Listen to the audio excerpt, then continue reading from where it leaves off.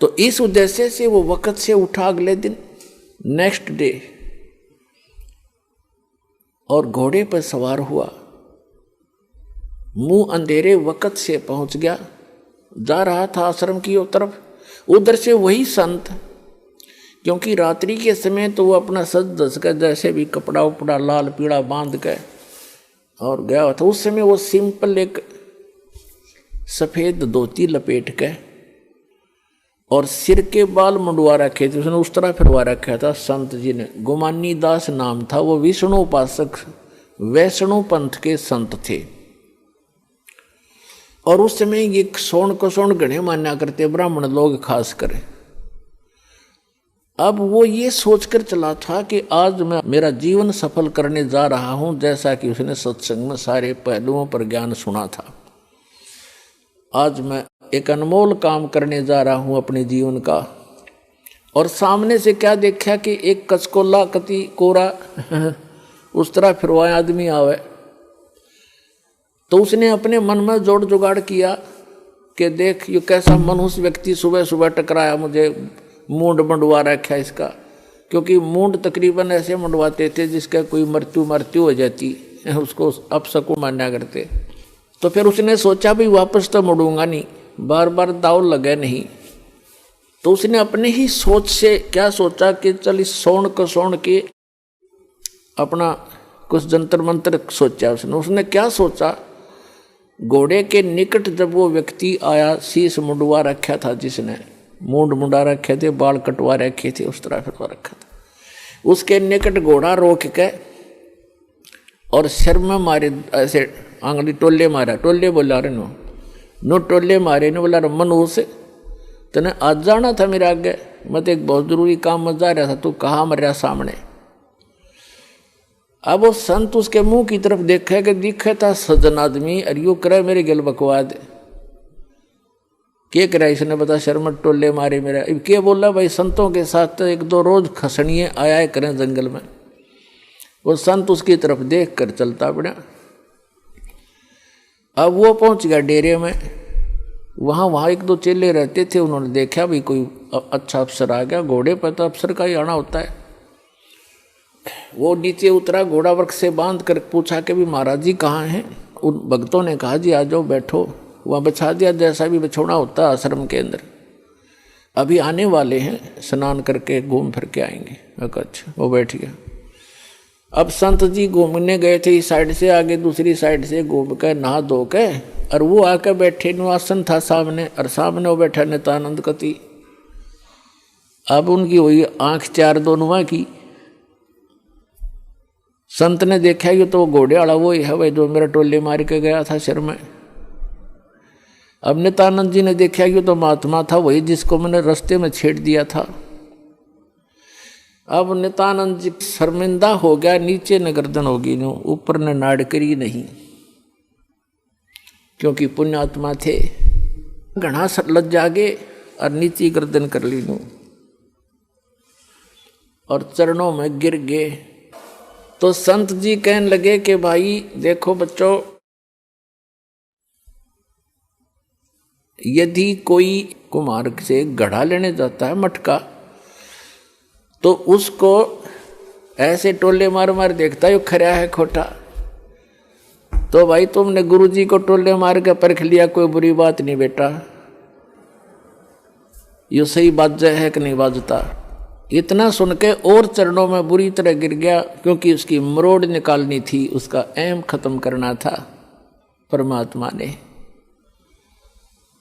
और करबद्ध होकर कहने लगा, हे मालिक मैं बहुत नीच आत्मा हूँ और आप सचमुच संत हो, मैंने आपके साथ इतना अभद्र व्यवहार किया, आपने फिर भी मुझे सीने से लगा लिया। जैसे रोगी होता है, रोगी को ये पता लग जाता है कि दीर्घ रोग है और यहाँ के लोकल हॉस्पिटल के डॉक्टरों ने मना कर दिया है कि आप जाइए ऑल इंडिया इंस्टीट्यूट दिल्ली में। तो वहाँ जब ये डायरेक्शन मिलकर इंसान जाता है तो वहाँ चाहे प्रधानमंत्री हो और चाहे कोई फैक्ट्री मालिक हो, कितना उच्च पोस्ट प्राप्त व्यक्ति हो, उस समय उसको अपनी जान दिखाई देती है, अपनी पोस्ट पद दिखाई नहीं देता। डॉक्टर कहता है लेट जाइए, वो तुरंत लेट जाता है। डॉक्टर कहता है ये कपड़े निकाल दीजिए, तुरंत निकाल के रख देता है। उस समय उसके नखरे खत्म हो जाते हैं और तभी वो उपचार प्राप्त करता है।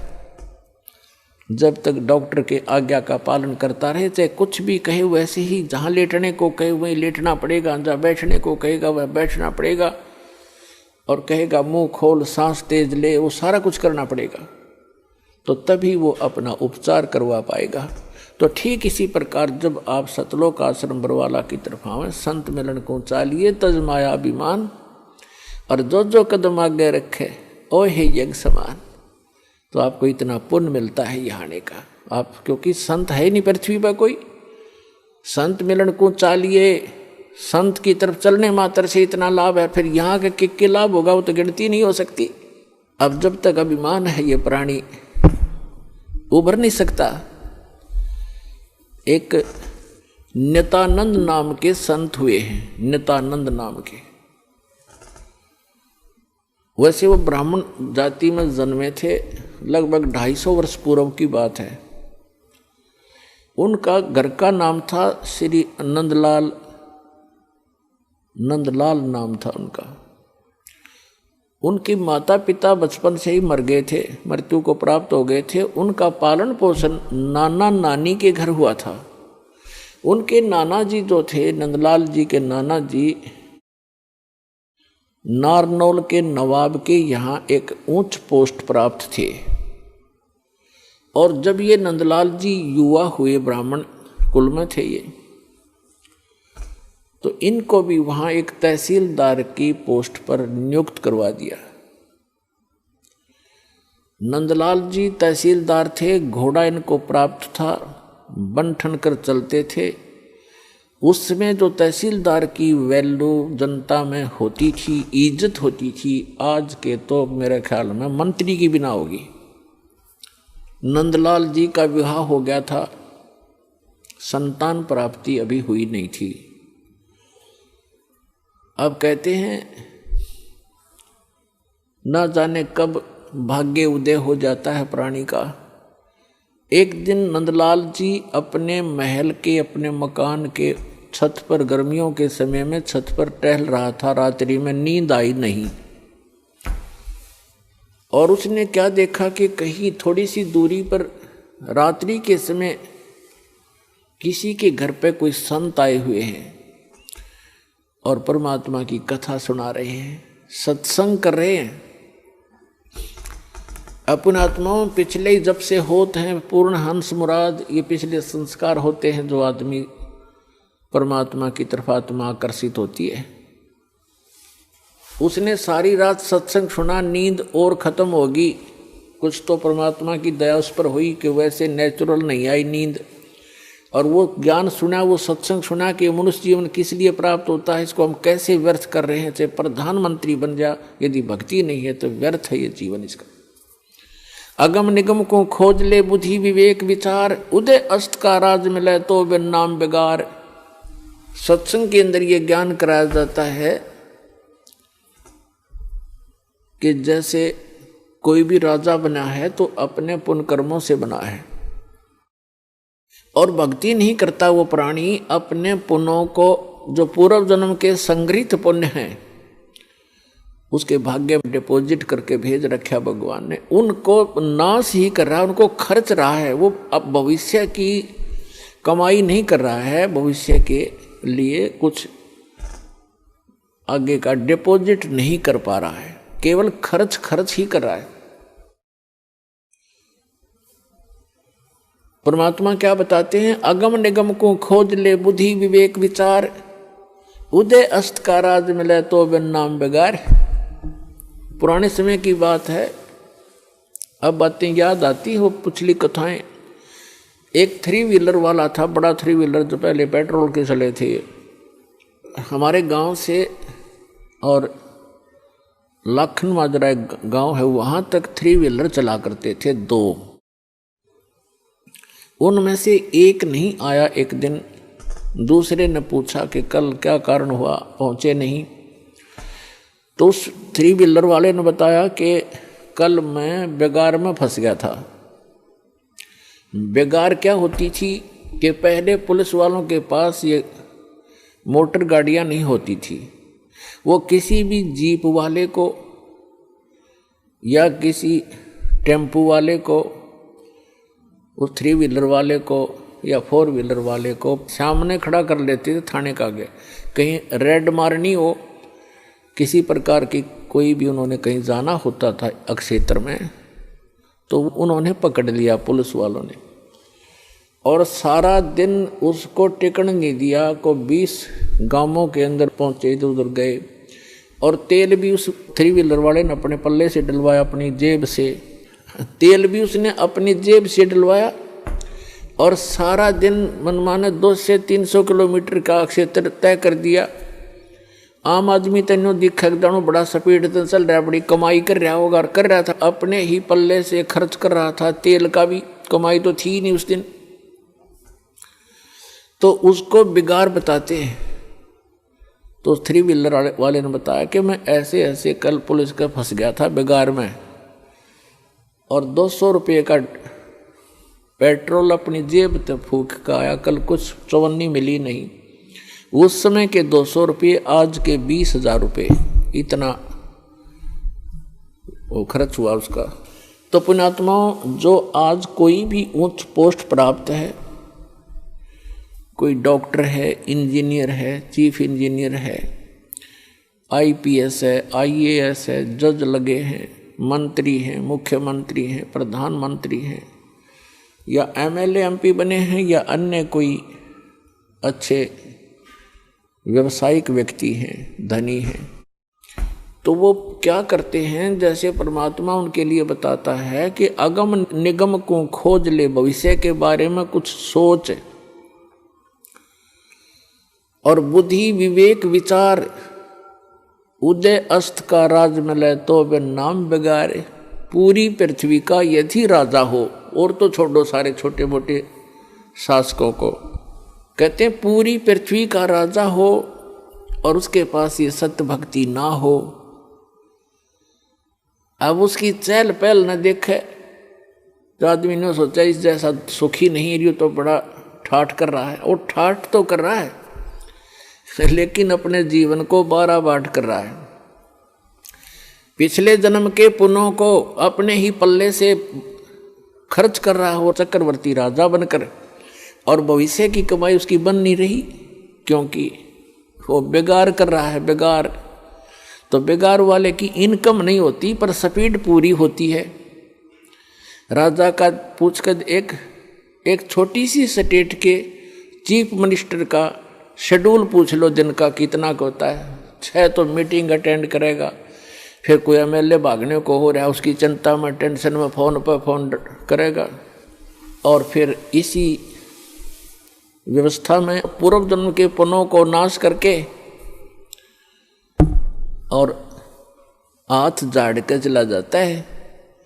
परमात्मा बताते हैं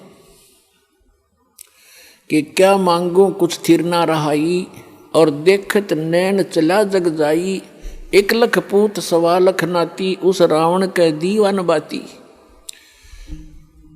और कहते हैं कहे कबीर अंत की बारी, जैसे हाथ झाड़ कर चला जुआरी।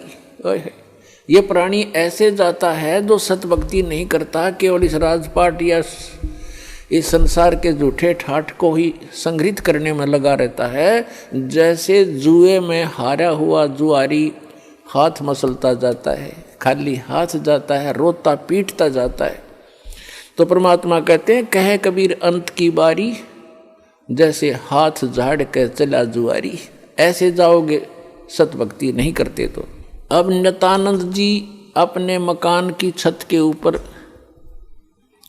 ये सब ज्ञान सुनकर विचलित हो गया, इतना प्रभावित हो गया, तड़फ उठी आत्मा कि क्या कर रहा हूं मैं, और करना क्या चाहिए था। कुछ ब्राह्मण घर में जन्म, ब्राह्मण लोग परमात्मा को अवश्य याद करते थे, चाहे गीता के माध्यम से, चाहे श्री कृष्ण जी के रूप में।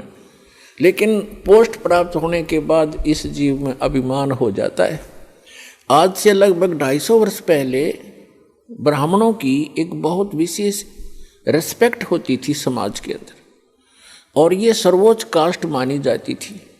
इस कारण से भी अभिमान एक ब्राह्मण के घर जन्मे व्यक्ति में स्वाभाविक हो जाता था कि मैं ब्राह्मण घर में जन्मा हूँ, ब्राह्मण कुल में जन्म है। दूसरे फिर वो तहसीलदार की पोस्ट, अब ये दो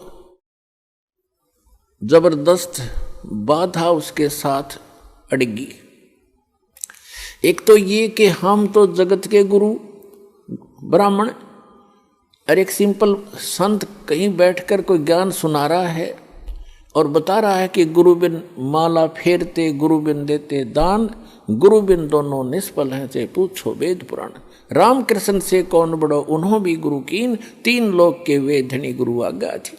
उधर से ये बातें कचोट रही उसको कि गुरु के बिना बात नहीं बने, और उधर से वो कह रहा है कि मैं तहसीलदार और ब्राह्मण, और कैसे जाके एक संत के सामने, सिंपल मैन के सामने अपना शीश नवाऊं, जाके कैसे नतमस्तक होऊंगा, नहीं जाऊंगा।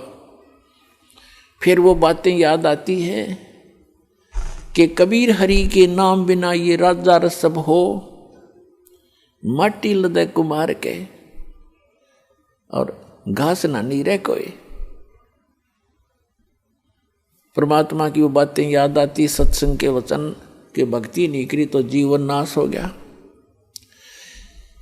और गुरु बनाने जाता है तो कुल के लोग क्या कहेंगे, ऊपर से तहसीलदार, और कैसे शीश निभाऊं जाके।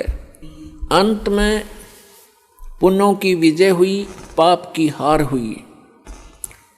उसके पुण्यों ने प्रभाव डाला, उसको सद्बुद्धि आई कि यहाँ किसी के घर में संत आएगा तो नाम नहीं लूँगा। उस संत के बारे में जानकारी प्राप्त की कि ये कौन सत्संग कर रहा था, क्या हो रहा था रात्रि में, ये संत कौन है, कहाँ से आता है। उसका पता चला कि नारनौल से 2 किलोमीटर की दूरी पर बाहर बनी में जंगल में इनका आश्रम है।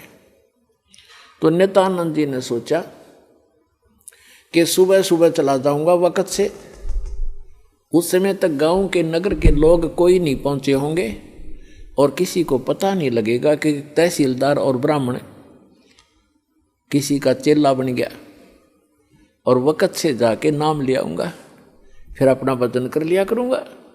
तो इस उद्देश्य से वो वक़्त से उठा अगले दिन, नेक्स्ट डे, और घोड़े पर सवार हुआ, मुंह अंधेरे वक़्त से पहुंच गया, जा रहा था आश्रम की तरफ।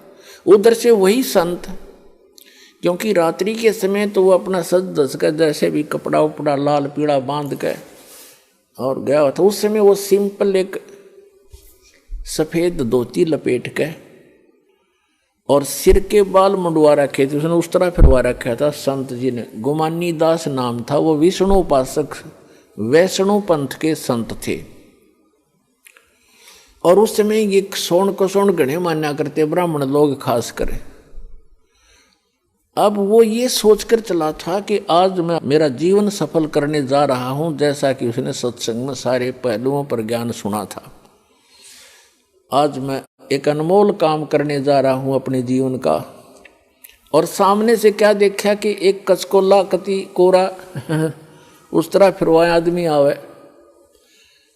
तो उसने अपने मन में जोड़ जुगाड़ किया कि देख ये कैसा मनुष्य व्यक्ति सुबह सुबह टकराया, मुझे मूंड मंडवा रखा इसका। क्योंकि मूंड तकरीबन ऐसे मंडवाते थे जिसका कोई मृत्यु हो जाती, उसको अपशकुन मान्या करते। तो फिर उसने सोचा भी वापस तो मुड़ूंगा नहीं, बार बार दाव लगे नहीं। तो उसने अपने ही सोच से क्या सोचा कि चल इस सोन को सोन के अपना कुछ जंतर मंत्र सोचा। उसने क्या सोचा, घोड़े के निकट जब वो व्यक्ति आया, शीश मुंडवा रखा था, जिसने मूंड मुंडा रखे थे, बाल कटवा रखे थे, उस तरह फिरवा रखा था, उसके निकट घोड़ा रोक के और सिर में मारे, ऐसे आंगली टोले मारा, टोले बोला रे नो टोले मारे ने बोला मनुष्य तने आज जाना था मेरे आगे, मैं तो एक बहुत जरूरी काम में जा रहा था, तू कहाँ मर रहा सामने। अब वो संत उसके मुंह की तरफ देखा कि दिखे था सज्जन आदमी, और यू करे मेरे गल बकवाद क्या करा इसने, बता शर्मट टोले मारे मेरा। अब क्या बोला भाई, संतों के साथ तो 1-2 रोज खसनिए आया करें जंगल में, वो संत उसकी तरफ देख कर चलता पड़ा। अब वो पहुंच गया डेरे में। वहाँ एक दो चेले रहते थे, उन्होंने देखा भी कोई अच्छा अफसर आ गया, घोड़े पर तो अफसर का ही आना होता है।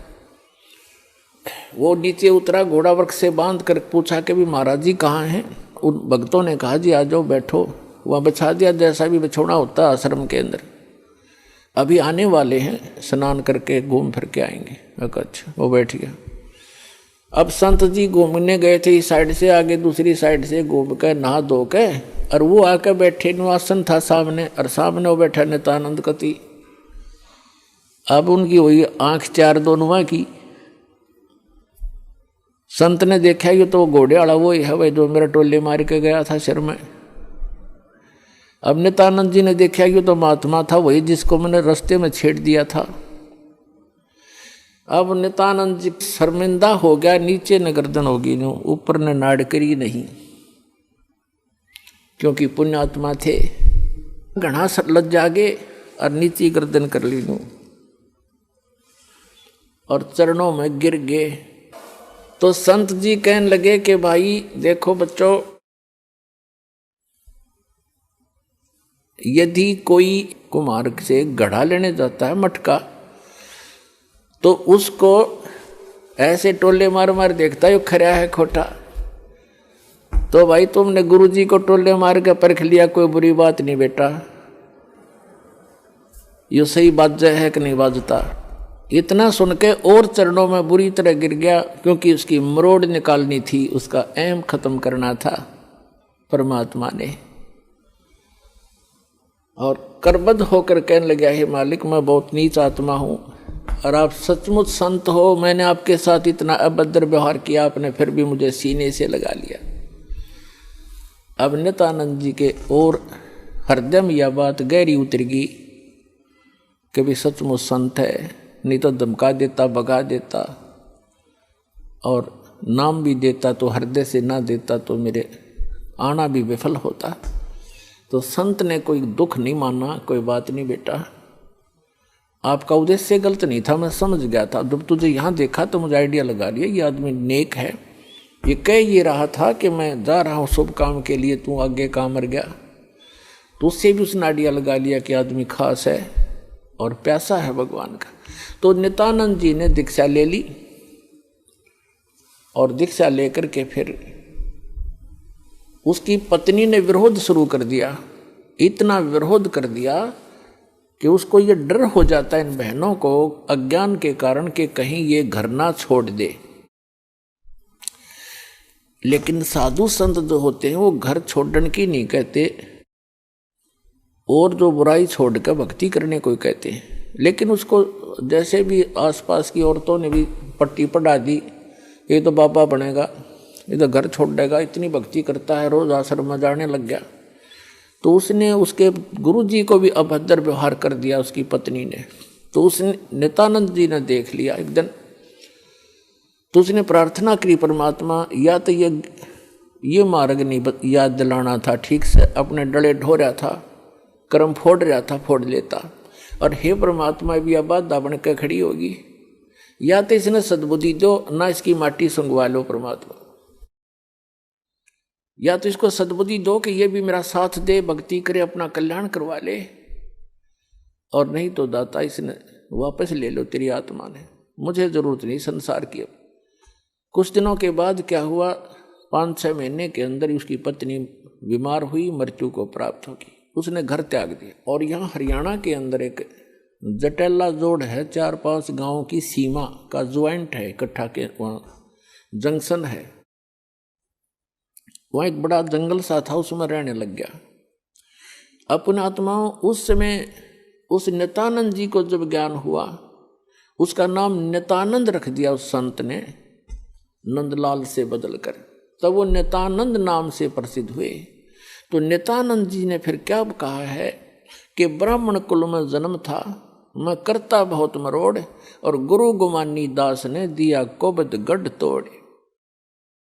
कि मैं ब्राह्मण कुल में जन्म होने के कारण गणाभिमानी आदमी था, और गुरु गुमानी दास ने, उनके गुमानी दास नाम थे गुरु जी का, कि गुरु गुमानी दास ने यो दिया कोबद गढ़ तोड़। ये कोबद का किला था, मान बढ़ाई अहंकार, और जब तक इसका नाश नहीं होगा इतना भगवान मिला नहीं।